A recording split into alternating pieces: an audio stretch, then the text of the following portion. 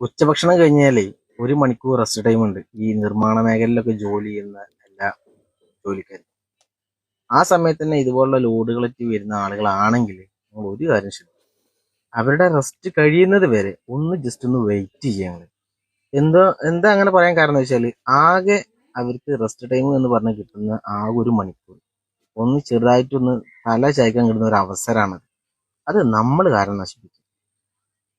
ഞാൻ ആ മേഖലയിൽ പോയ ആളായതുകൊണ്ട് തന്നെ ഈ രൂപത്തിലുള്ള ഒരുപാട് അനുഭവങ്ങൾ നമുക്കുണ്ടായി.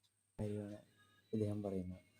തീർച്ചയായിട്ടും 1 മണിക്കൂർ വിശ്രമം ആവശ്യം തന്നെയാണ്. പിന്നെ ഫുഡ് കഴിക്കുമ്പോൾ കുറച്ച്, ഏത് ജോലിയുള്ളവരും കുറച്ച് നേരം ഇരിക്കുന്നത് നല്ലതാണ്. ഞാൻ ചാടിച്ചെന്ന് വേറെ മറ്റു പരിപാടികൾക്കൊന്നും പോകരുത്. അതായത് ഇട്ടിട്ട് ഓടുക ചാടുക എന്ന് പറയില്ല, അല്പം വിശ്രമം ആവശ്യമാണ്.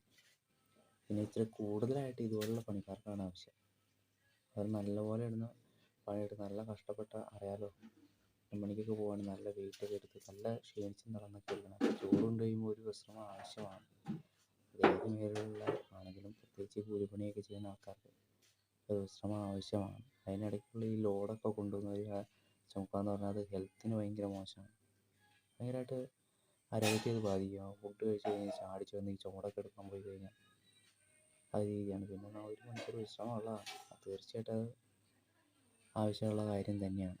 തീർച്ചയായിട്ടും ഇത്ര കാര്യങ്ങളൊന്നും അങ്ങനെയൊന്നും കുറച്ച് വെയിറ്റ് ചെയ്യുക, അല്ലെങ്കിൽ ആ ടൈമിൽ കുറച്ച് വൈകി വന്നാലും കുഴപ്പമൊന്നുമില്ല.